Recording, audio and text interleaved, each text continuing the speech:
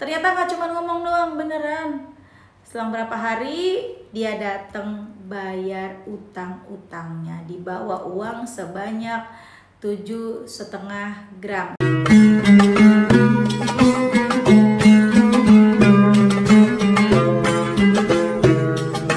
Bismillahirrahmanirrahim. Alhamdulillahirabbil alamin. Allahumma sholli ala sayyidina Muhammad wa ala ali sayyidina Muhammad. Assalamualaikum warahmatullahi wabarakatuh. Halo teman-teman, apa kabar? Mudah-mudahan teman-teman selalu dalam lindungan Allah Subhanahu wa taala. Amin ya rabbal alamin. Alhamdulillah, kali ini aku akan sharing lagi pengalaman sholawat dari teman-teman kita. Tapi sebelumnya buat teman-teman yang belum punya kedua buku ini, jangan pernah lelah ada nikmat di setiap sholawat, dan jangan pernah lelah sholawat. Yakinlah semua akan baik-baik aja. Kedua buku ini buku aku. Kalau teman-teman mau beli, teman-teman bisa ke Gramedia atau teman-teman bisa hubungin admin, atau nanti bisa klik linknya di deskripsi box di bawah ya. Kedua buku ini berbeda, jadi teman-teman jangan ragu kalau mau beli. Yang mana mbak yang mesti dibeli, terserah. Yang ini boleh, yang ini juga boleh. Keduanya sama kok teman-teman ya. Dan buat teman-teman yang punya kisah keajaiban sholawat, silahkan kirimkan testimoninya ke email aku meliza.arnelia@gmail.com ya. Kalau bingung cara kirim email gimana sih? Ini caranya. Nah, kamu klik Gmailnya, kemudian kamu klik tulis. Nah, di kepada tuh kamu masukin atau ketik email yang kamu tuju. Email aku meliza.arnelia@gmail.com. Kalau udah, kamu ketik di bagian subjek itu judulnya testimoni, atau dikosongin juga boleh. Nah, ditulis email baru kamu ketik testimoninya. Di situ bisa kirim panjang kayak apa juga bisa. Jadi jangan ngetiknya di subjek ya, karena banyak yang kirimnya di subjek, akhirnya kepotong-potong testimoninya gitu. Gampang kan teman-teman? Kalau udah, kalian klik bagian kanan atas tuh yang warna biru, ada panah ke samping kanan gitu, ada gambar panah ke kanan gitu, itu diklik. Nah, kalau itu diklik itu sudah terkirim, nanti ada notifnya kok terkirim tuh ya kan. Gampang kan? Dan langsung aja aku akan bacain testimoninya ya. Nah, kisah kali ini dari Mbak JJ di Padang ya teman-teman ya. Jadi di Padang, oke.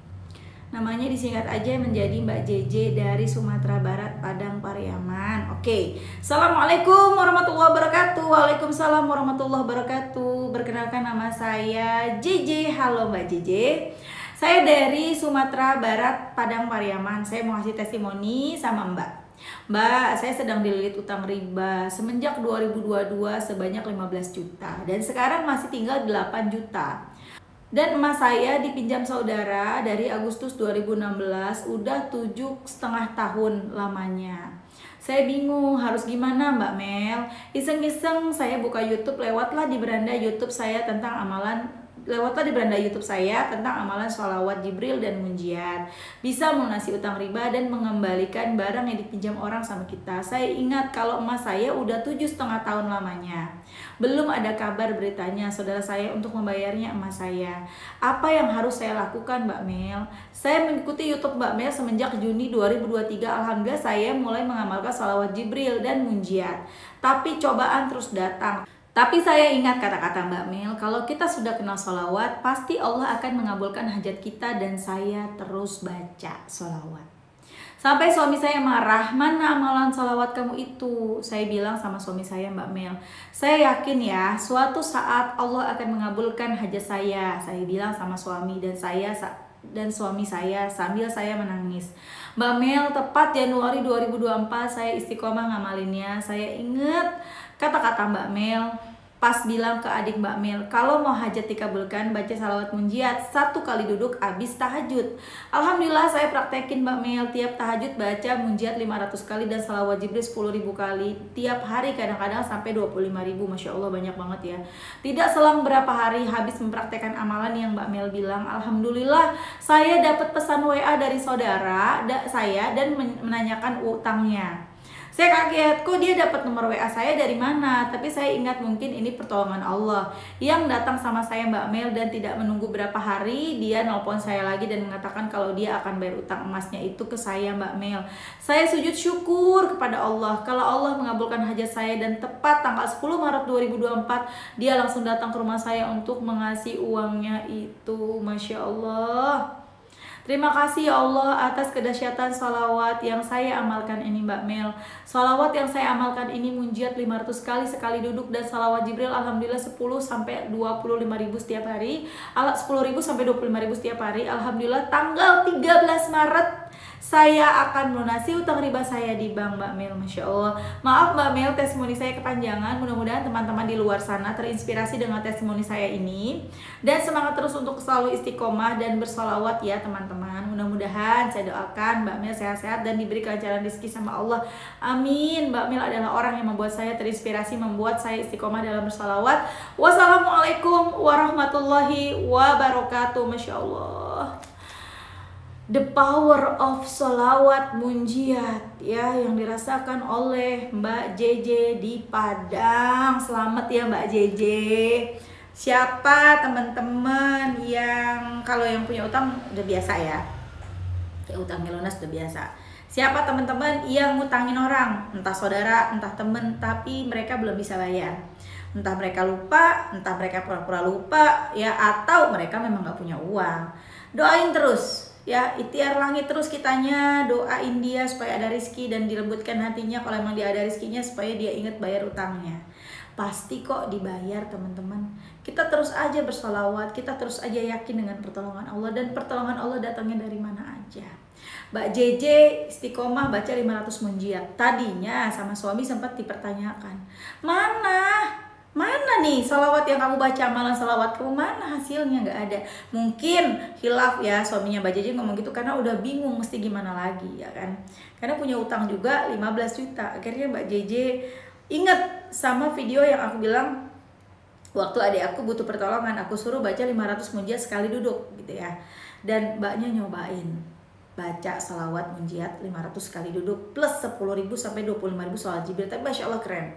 Kalau adik aku keren banget memang ya. Dia baru baca 500, baru 500 munjiat doang, langsung dapat pertolongan hari itu juga. Tapi Mbak JJ nggak langsung hari itu juga, cuman terus aja dijalanin sama Mbak JJ. Baca lagi 500 munjiat, besoknya baca lagi 500 munjiat sampai 10 plus 10.000 sampai 25.000 salawat Jibril. Dan selang beberapa hari pertolongan itu datang. Jadi Mbak JJ ini pernah ngutangin saudaranya emas udah 7,5 tahun ya. Aku nggak tahu nih berapa utang emasnya, cuman kayaknya tadi dari ceritanya utang emasnya itu bisa untuk bayar utangnya Mbak JJ ya teman-temannya. Masya Allah banget.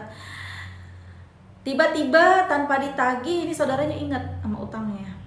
Mbak, aku mau bayar utangmu. Mungkin manggilnya Uni kalau Padang. Uni, aku mau bayar utangmu Uni gitu ya. Nggak bisa cara ngomong bahasa Padang. Uni, aku mau bayar utangku selama ini. Sudah lama aku punya utang emas sama kamu nih, aku mau bayar. Loh, tahu dari mana nih? Dia saudaraku ini kan aku nggak pernah ngasih nomor WA aku. Udahlah dari manapun itu pertolongan dari Allah. Ternyata nggak cuma ngomong doang, beneran. Selang berapa hari dia datang bayar utang-utangnya, dibawa uang sebanyak 7,5 gram. Kalau segramnya aja emas 1 juta nih misalnya, berarti kalau 7,5 gram 7.500.000 gitu kali ya teman-teman ya, dibayarnya dalam bentuk uang ya. Masya Allah ya teman-teman, the power of sholawat. Nggak ada yang nggak mungkin bagi Allah selama kita mau berusaha deketin Allah, selama kita mau maksimalin ikhtiar langit. Bukan berarti nggak ngerjain ikhtiar bumi, tetap kalau posisinya teman-teman kerja. Kalau posisinya teman-teman ibu rumah tangga atau baru di PHK, tidak bekerja, ya maksimalin ikhtiar langitnya dulu, supaya nanti Allah tunjukkan jalan untuk mendapatkan, untuk ada jalan untuk bisa ngerjain ikhtiar bumi. Entah dapat pekerjaan, entah dapat modal usaha, entah dapat jalan untuk usaha, entah apapun itu.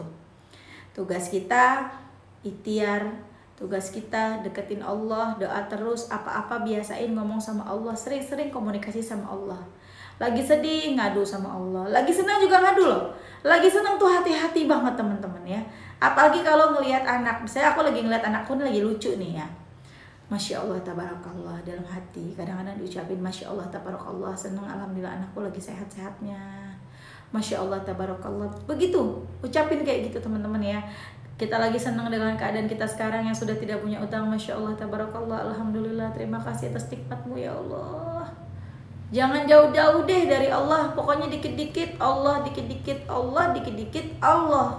Nah langsung aja aku akan bacain testimoni yang kedua ya. Tapi mohon maaf nih, aku ganti baju karena memang bikinnya di beda hari. Jadi waktu itu, pada hari itu seminggu yang lalu aku bikinnya sama bajunya, cuman ternyata ada trouble tiba-tiba di suaranya tuh nggak ada videonya. Sampai di detik keberapa gitu suaranya hilang ya. Jadi ya udah kita bikin pakai baju hari ini ya teman-teman, nggak apa-apa ya. Nah ini aku akan bacain kisah dari Mbak JB. Assalamualaikum Kak Mel. Waalaikumsalam. Sedikit cerita tentang sholawat munjiat. Alhamdulillah Kak Mel, semenjak ngamalin sholawat hati tenang walaupun masih banyak hajat yang belum kebayar. Dan kemarin pas hari Minggu saya baca salawat munjiat dan sodakoh anak yatim 50.000. Hari ini pas di jalan bareng suami mau belanja kebutuhan dapur, dapat telepon dari abang saya, katanya dia udah transfer uang 500.000. Rezeki tidak disangka-sangka, bener-bener jarum langit padahal saya nggak minta Kak. Memang sih tahun ini usaha suami bener-bener terpuruk. Hanya bisa pasrah Kak Mel. Masya Allah, pertolongan Allah luar biasa sampai saya menangis di telepon. Masih banyak lagi testimoninya Kak Mel walaupun tidak berbentuk uang. Terima kasih Kak Mel. Berkat Viti Kak Mel saya selalu baca sholawat. Masya Allah. Masya Allah ya teman-teman, itu tadi kisah dari Mbak JB. Jadi Mbak JB ini mulai ngamalin sholawat munjiat, nggak minta apa-apa sama Allah, tapi memang keadaannya sedang, suami ini usahanya sedang kurang baik-baik aja gitu loh, lagi menurun lah gitu ya. Dan nggak pernah ketika bersalawat nggak minta ya Allah aku salawat munjiat karena kepengen ini, kepengen uang, karena aku butuh ini, nggak ngomong apa-apa gitu loh. Selain bersalawat banyak juga sedekah, pas subuh-subuh sedekah anak yatim 50.000. Aku jadi ingat ya yang sering diajarin sama Ustadz Yusuf Mansur, ketika kita kasih satu Allah balas 10. Nah pada saat dulu ya teman-teman, zaman 2007 2008 gitu ya sampai ke 2013, 14, 15 itu tuh aku sama mama aku masih nerapin sama ayah aku ya, nerapin tuh ceramahnya beliau yang sedekah itu tuh teman-teman. Sedekah 1 dibales 10, bener, ngasih 50.000 dibales 10 kali lipat 500.000. Walaupun nggak cuma 10 kali lipat ya, Allah bahkan bisa memberikan lebih dari itu, bahkan bisa sampai 700 kali lipat. Semua tergantung kepantasan kita. Yang penting kita jangan nungguin mana nih udah sedekah nih, mana nih gitu ya teman-teman ya. Dan Masya Allah ya teman-teman ya, itu kita terapin ya, saat sakit sedekah, saat kepengen sesuatu sedekah, punya butuh sesuatu sedekah, itu tuh kita terapin sampai akhirnya kita mulai nerapin memperbanyaknya sholawat seperti sekarang gitu ya teman-teman ya. Masya Allah banget the power of sholawat. Selain baca munjiat, sedekah juga Allah datangkan rizki 500.000 buat Mbak JB. Ditelepon sama abangnya, kok bisa ya Allah yang menggerakkan hati dari kakaknya Mbak JB untuk transfer ke Mbak JB. Allah memberikan rizki kepada Mbak JB melalui kakaknya. Rizki datangnya dari mana aja ya, walaupun kita cuma ibu rumah tangga yang tidak berpenghasilan ya, yang sehari-hari kita nunggunya gajian dari suami tiap bulannya. Tapi kalau kita datangnya ke Allah, kita istiqomah sholawatan, apa-apa Allah, dikit-dikit Allah, dikit-dikit ngadu sama Allah, apa-apa pokoknya nyarinya Allah, tenang aja teman-teman. Pas kita butuh sesuatu, Allah udah nyiapin buat kita, bahkan sebelum kita minta. Seperti yang dirasain sama Mbak JB, belum minta udah dikasih. Allah tahu Mbak JB butuh uang, maka dikasihlah sama Allah. Tuh Allah mah baik banget. Jadi teman-teman jangan khawatir, aku cuma ibu rumah tangga, emang bisa? Aku cuma ibu rumah tangga, emang bisa aku bantu suami? Bisa ya. Kita para ibu rumah tangga bantunya pakai doa, pakai ibadah. Dan insya Allah nanti datang jalan rizkinya dari mana aja. Entah suami dapat rizki yang lebih, entah lewat saudara kita seperti Mbak JB, lewat kakaknya, lewat orang tua, lewat mertua. Iya nggak teman-teman? Masya Allah deh pokoknya ya, jangan jauh-jauh dari Allah.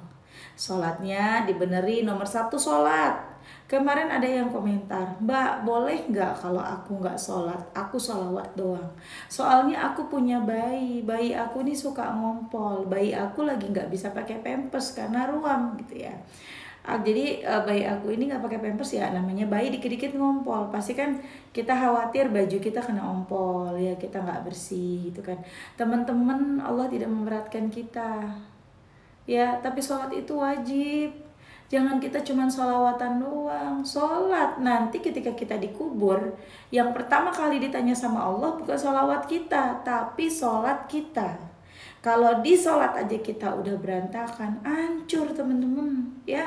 Sholat gak ada alasan tuh, bersyukur loh kita bisa dikasih sama Allah rizki keturunan, sama Allah dimudahkan dalam persalinan. Setelah bersalin kita masih sehat, anak sehat. Banyak juga kan teman-teman, gak sedikit kan yang habis melahirkan akhirnya kembali kepada Allah, habis waktunya. Atau na'udzubillah anaknya juga yang kembali kepada Allah cuman beberapa hari umurnya. Ya, jadi bersyukur. Sholat itu wajib. Jangan alasan kita punya bayi terus kita gak sholat. Aku punya bayi mbak yang gak bisa sholat teman-teman. Bisa, orang Allah yang nyuruh kita sholat, masa kita gak sholat? Aku ngomong juga kan pernah punya bayi ya. Anak-anak aku si kakak sama si adik kan pernah bayi juga. Ketika dia masih bayi, ketika dia tidur ya sempetin buat sholat. Mungkin kita gak bisa sholat tepat waktu, kita gak bisa sholat di awal waktu, karena kan yang namanya bayi kan gak bisa diprediksi ya. Apalagi kalau bayinya ini udah umur-umur setahun setengah, 2 tahun tuh kan lagi gak bisa dibilangin ya, lagi bener-bener lagi aktif-aktifnya gitu kan. Bahkan aku tuh sampai ya itu digendong bayinya. Anak aku ini nggak mau sama yang lain, nggak mau sama neneknya, nggak mau sama omnya, sama tantenya nggak mau, karena kan aku tinggal di Kalimantan pada saat itu di Samarinda. Nah ketika pulang ke rumah gitu ya, ketika pulang ke Bekasi, dia nggak pernah ketemu sama saudara-saudara aku, sama mama aku, jadi dia nangis nggak mau gitu loh. Jadi pas aku sholat ya aku gendong, ketika aku sujud aku taruh di sejadah. Loh ya teman-teman ya. Jadi jangan jadikan alasan anak kita, bayi kita untuk kita tidak mengerjakan sholat ya teman-teman ya. Di sana di dalam kubur banyak loh yang menyesal, ya Allah izinin aku, kasih kesempatan 1 kali aja aku mau sholat, 1 kali aja ya Allah aku mau beribadah ya Allah. Mereka mohon-mohon, bahkan mungkin berandai-andai, ya Allah andaikan aku dikasih 1 kesempatan lagi aku akan sholat, aku gak akan menyia-nyiakan waktu sholat ya teman-teman ya. Sholat ya, jangan jadikan apapun itu alasan buat gak sholat. Aku capek mbak, aku kerja seharian, aku kerjanya di lapangan, naik motor capek banget, gak ada alasan buat gak sholat. Sholat teman-teman, kita gak tahu umur kita sampai kapan. Jangan sampai kita meninggal dalam keadaan kita belum sholat ya. Sholatlah sebelum disolatkan ya teman-teman ya. Oke teman-teman, terima kasih udah nonton. Semoga Mbak JJ dan Mbak JB lancar terus rezekinya, dijabah doa-doanya, dan semoga mereka selalu istiqomah ya Mbak ya, Mbak JJ, Mbak JB, dan semoga teman-teman yang nonton doa-doanya segera dijabah, utang-utangnya juga lunas, amin, dan selalu istiqomah sholawatannya, amin amin ya rabbal alamin. Assalamualaikum warahmatullahi wabarakatuh.